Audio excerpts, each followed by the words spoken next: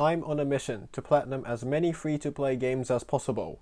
Whether it be a MOBA, turn-based RPG, open world collectathon, has a gacha system, or only cosmetics. This video is part 3 and I'm platinuming Wuthering Waves, an open world action gacha game developed and published by Kuro Games. It has a 7 out of 10 in difficulty, takes 1 playthrough and 120 hours to complete. The game starts by choosing the gender of the main character, Rover. After choosing, there's a cinematic cutscene and we meet our first 4-star characters, Yang Yan and Chisha, and who would have guessed, the main character has amnesia.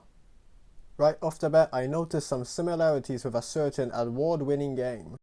For the combat tutorials, I fought a boss called the Crownless, and after beating it, I got my first trophy. After that, I was free to roam the open world of the first part of the chapter. Here, I got some combat-related trophies, like triggering the intro skill 20 times. This happens when you swap your character mid-combat. Swift and resolute. Use echo skills to summon an echo, and transform into an echo 10 times. Echoes are creatures you can summon to help you in combat. One with the sound. After that, I went to the first city in the game, Jinzhou. To be honest, the 1.0 story is not that interesting. It's mostly setting up stuff like the main villains of the game, which are the Fraxidus, the secret organization called the Black Shores, and explaining what tacit discords are. After playing the story and grinding for materials, I got enough items to do a temple and got my first 5-star character, Kaocharo and Jianxing. I don't know how to feel about getting a double on the standard banner. For story-related trophies, there are only 2, Crown Fallen, which you get for doing the tutorial, and One Last Ocean, which you can access after finishing the Mount Firmament story quest, and after completing the main quest involving Shorekeeper, the trophy will pop. After getting the story trophy, I finished all the side quest trophies. And I have to say, having a skip button made all the difference. It should be a standard feature in every game.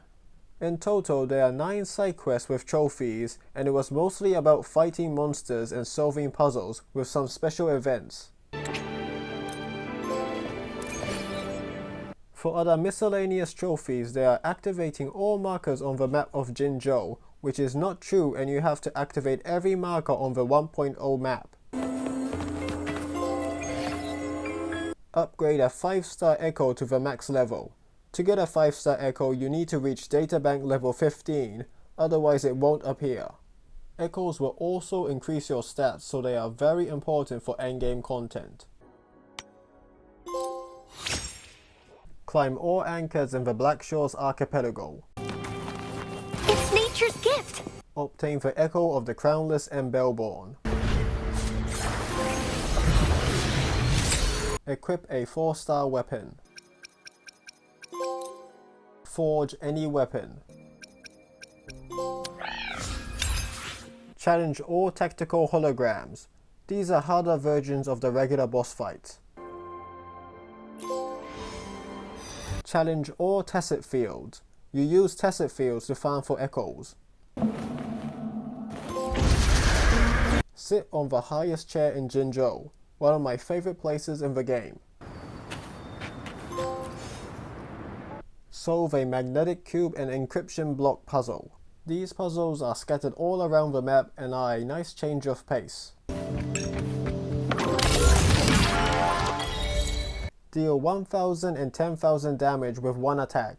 I got the 10,000 one during a side quest, but this is actually not much damage and you will get this easily by leveling up. Perform dodges 50 times and counter enemy attacks 10 times.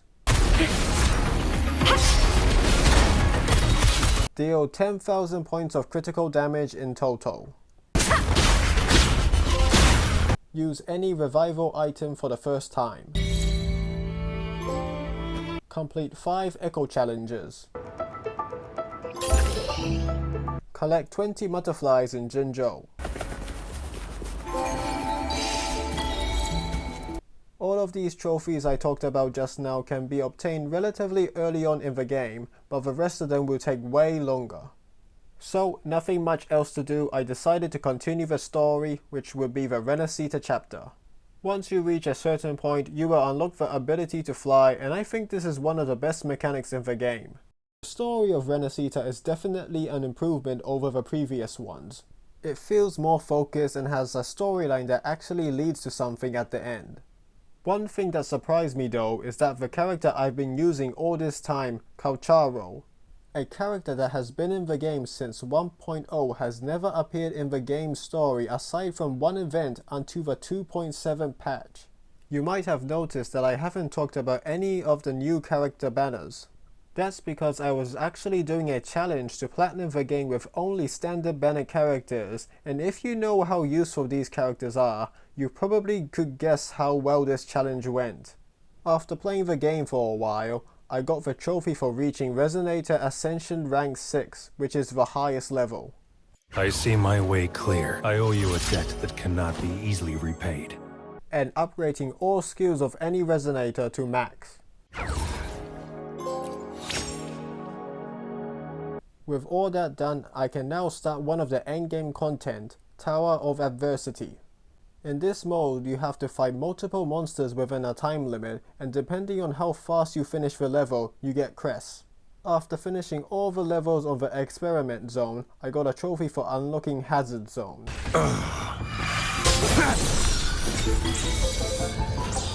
And for obtaining all the crests.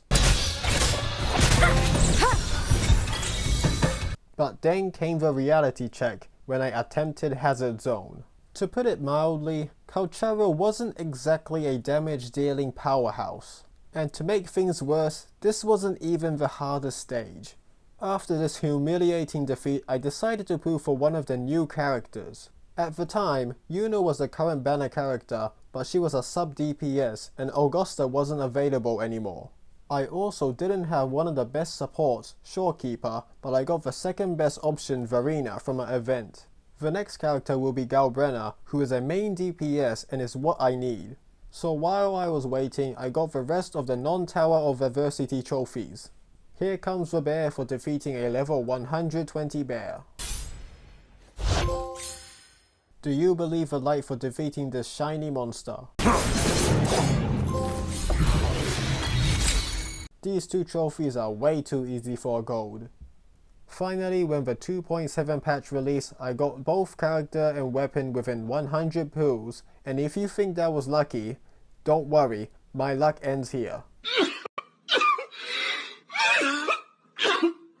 I attempted the Hazard Zone again and managed to clear one tower, but I needed someone that could buff my main DPS more.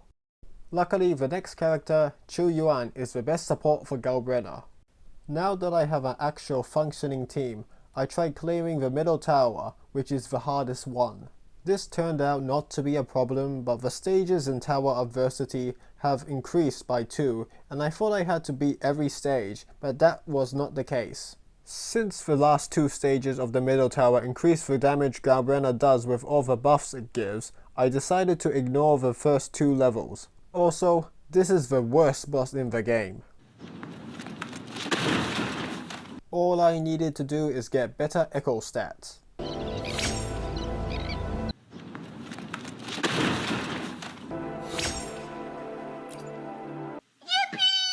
It was a close match, but I was able to scrape by. A small problem I have with the combat is that some of the characters I have so many flashy moves that sometimes I have no idea what is going on. Now all I have to do is beat the left tower, which is supposed to be easier. However, the 2 enemies at the start keep separating from each other, my attacks won't hit them both simultaneously, and I wouldn't have enough time to defeat the boss. The solution? Keep doing it till I get a better time.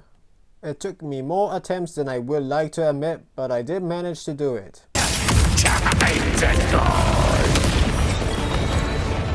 Now for the last and most excruciating trophy in this game, making a spicy poo chicken.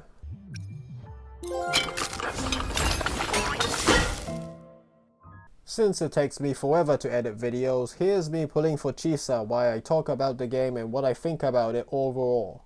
The combat is enjoyable, but it becomes repetitive after a while.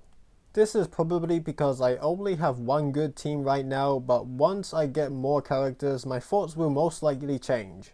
Still, all you do is the same rotation with the occasional dodge, and whether you get a successful counter is up to luck. The story, on the other hand, is probably the best of any gacha game I've played. That being said, I don't think it's a masterpiece. At the end of the day, this is still a gacha game where they want you to spend money to pull for the brand new character. I'll give the game a 8.5 out of 10 and a platinum experience of 7 out of 10. Thank you for watching it this far in the video. If you liked it, please give a like and subscribe, and I hope to see you again in another video.